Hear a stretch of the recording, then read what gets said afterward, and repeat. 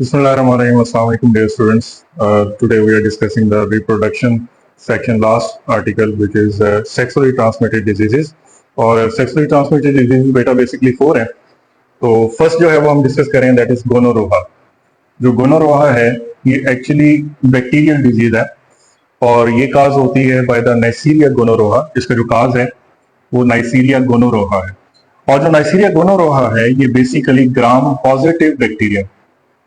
हम मोस्टली पढ़ते हैं कि जो बैक्टीरिया है इसके 2 टाइप हैं, ग्राम पॉजिटिव और एक ग्राम नेगेटिव बैक्टीरिया. ठीक है, लेकिन ये जो बैक्टीरिया है ये ग्राम पॉजिटिव बैक्टीरिया है. ये भी बहुत इंपॉर्टेंट है, एमसीक्यू आ सकता है इसमें से कि neisseria gonorrhoea is which form of bacteria, gram positive और नेगेटिव. ठीक है, नेक्स्ट इज अफेक्ट्स. इसके अफेक्ट क्या है? ये बेसिकली अफेक्ट करता है जाकर म्यूकस की मेम्ब्रेन. देखें हमने इम्यूनिटी के अंदर पढ़ा हुआ है कि बॉडी में बेसिकली 2 टाइप के बैरियर्स. अब देखें जो आउटर है ये स्किन है, ठीक है, और ये skin first line of defence में आती है. इसी तरह जो इनर है वो इनर लेयर म्यूकस लेयर होगा. ये म्यूकस लेयर भी क्या करती है कि ये भी डिफेंस करती है ताकि माइक्रो ऑर्गेनिज्म एंटर ना हो. इधर से स्किन जो है वो डेड होती है ताकि माइक्रो ऑर्गेनिज्म इसके अंदर एंटर ना हो. ठीक है, तो ये फर्स्ट लाइन ऑफ डिफेंस में आता है. अगर क्या हो कि इस गोनोरोहा की वजह से ये जो बैक्टीरिया है ये अटैक करे तो म्यूकस मेम्ब्रेन है इसके अंदर इंफेक्शन काज होती है. अब इसकी इंफेक्शन की वजह से क्या होता है कि बेसिकली इसके इफेक्ट्स होते हैं कि affect the mucous membrane of urinogenital tract. Urinogenital tract में ये अफेक्ट करेगा और बेसिकली ये जो इन्फेंट है उसके अंदर आईज की इंफेक्शन होगी. इन्फेंट्स हम कहते हैं बेसिकली इन्फेंट्स, जो अफेक्ट होगा वो इन्फेंट्स में होगा. ठीक है, इन्फेंट्स हम बेसिकली कहते हैं जो न्यूली बोर्न चाइल्ड होता है, मींस 1 to 3 years जो चाइल्ड होगा उसे हम इन्फेंट कहेंगे. तो जो इन्फेक्शन काज होगा वो इन्फेंट्स के अंदर शो होगा और इस डिजीज में आइज का जो सीरियस इन्फेक्शन है वो काज होगा. ठीक है, ट्रांसमिशन का मोड क्या है? तो बेसिकली सेक्सुअली ट्रांसमिटेड डिजीज है, एसटीडी है, तो सेक्सुअल कांटेक्ट के थ्रू क्या होगा, इसका ट्रांसफर होगा. और बेसिकली हम कहेंगे कि होगा कैसे? Through the birth canal. देखिए बर्थ कैनाल हमने पहले पढ़ा हुआ है कि फीमेल रिप्रोडक्टिव ट्रैक्ट के अंदर यूट्राइन और यूट्राइन के बाद सर्विक्स, सर्विक्स के बाद vagina, and this vagina is also known as birth canal. ठीक है, तो जब क्या होता है कि during the birth cervix toward the birth canal, जब बर्थ हो रही होती है इन्फेंट की, तो इस दौरान इस बर्थ कैनाल से ये जो बैक्टीरिया है वो इन्फेंट के अंदर ट्रांसफर हो जाता है. ठीक है, और ये जाकर आगे गोनोरोहा डिजीज काज करेगा. ठीक है, तो that was the first disease gonorrhoea. Second is syphilis. Syphilis is actually caused by the treponema pallidum. ये भी जो है वो बैक्टीरिया है और ये बैक्टीरिया की जो टाइप है वो स्पाइरल टाइप में आता है, स्पाइरल शेप्ड बैक्टीरिया. और स्पाइरल शेप्ड में भी फर्दर हमारे पास कैटेगरी होती है, सो दे आर स्पाइरोचीट.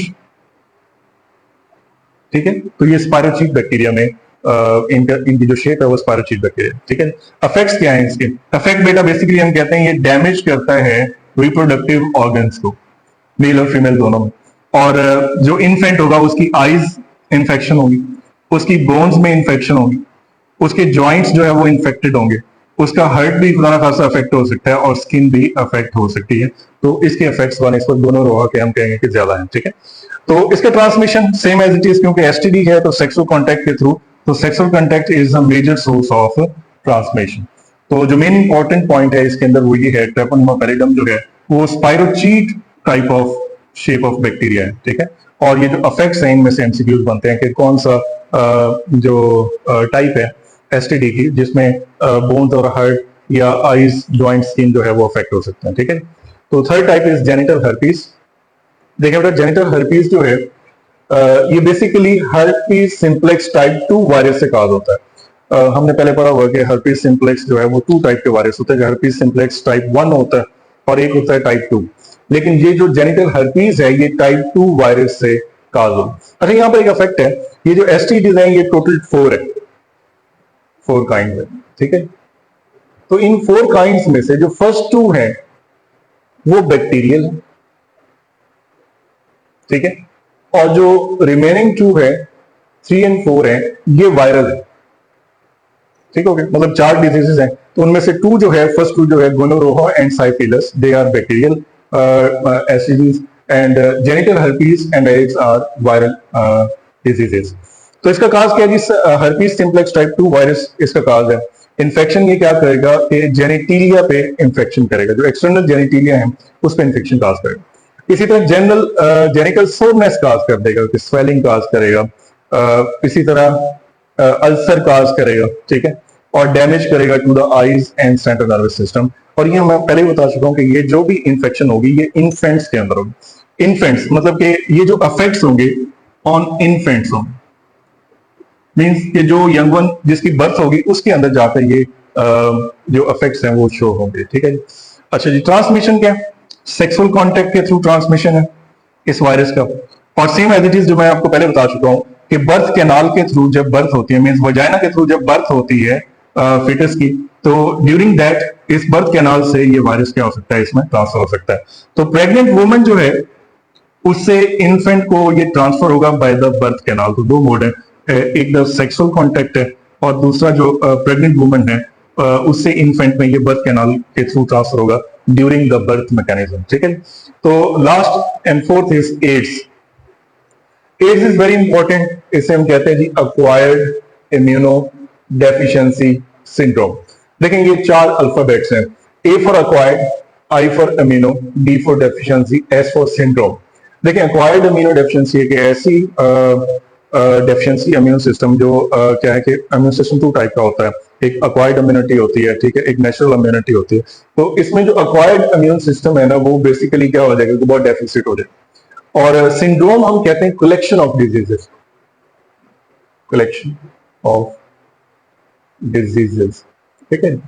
तो इसमें क्या होगा कि बहुत सारी डिजीजेस या बहुत सारे इफेक्ट्स होंगे, इम्यून सिस्टम बहुत वीक हो चुका है, ठीक है।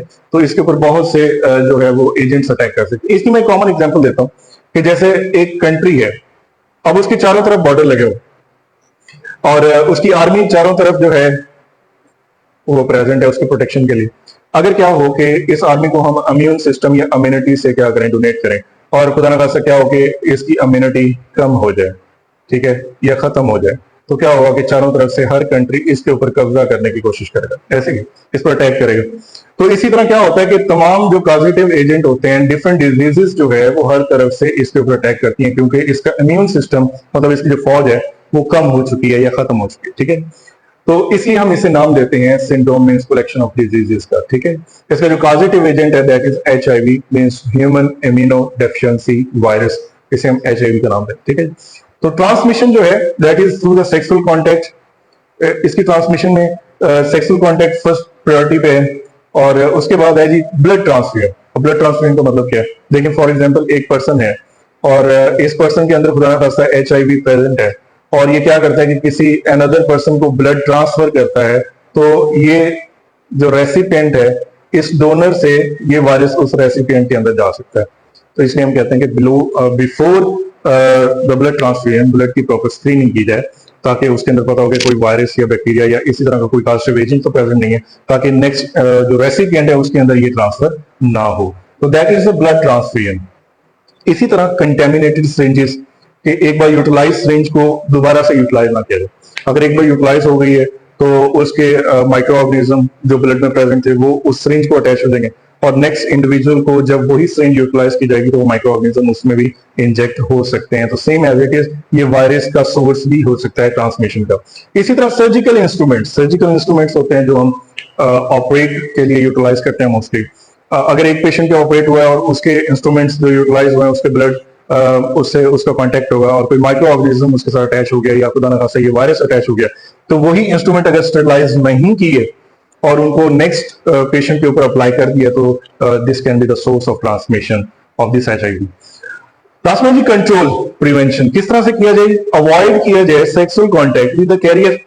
अब एक मेल है या फीमेल है, उसके अंदर ये एचआईवी प्रेजेंट है और उसके साथ सेक्सुअल कांटेक्ट है, तो वो कैरियर कहलाएगा, जिसके अंदर ये वायरस खुदा ना खास्ता प्रेजेंट है, तो वो कैरियर हो, ठीक है। तो उस पर्सन के साथ, उस मेल फीमेल के साथ सेक्सुअल कांटेक्ट को अवॉइड किया जाए ताकि ये फर्दर स्प्रेड ना हो।